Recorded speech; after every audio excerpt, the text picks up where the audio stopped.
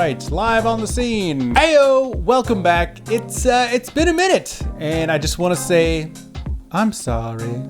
The day job's been a little wild, and then I've also been having some more calls for the side biz, so it's a good thing, but at the same time, it's just been a little crazy. Come on. But today we're cooking. We are coming into soup season, so today we'll be making a simple chicken and potato soup. I'm not referencing a recipe, so this right here is just sort of the culmination of cooking a bunch of other soups and things, and we're just putting it all together. So I hope you're ready to have a good time, because I know I am. So without further ado, let's get into it.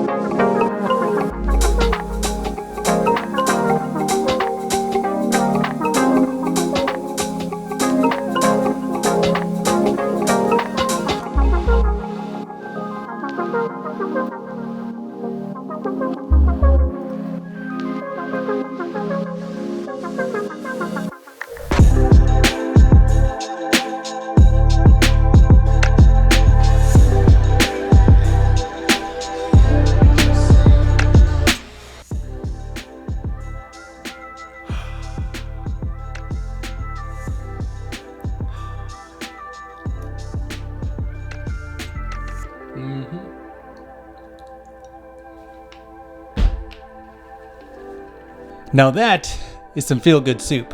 It's really not complicated. Got some chicken, got some potatoes, thyme, oregano, rosemary, little cilantro, carrot, celery, onion, garlic, and a parsnip. And that's it. Some other things you can do, instead of buying a whole chicken, you could just get like a pound, maybe like 1.5 to 2 pounds of chicken breast, or also thigh meat, really whatever you prefer. I like buying the whole chicken. This particular chicken I got didn't have the insides, so I was a little bummed on that.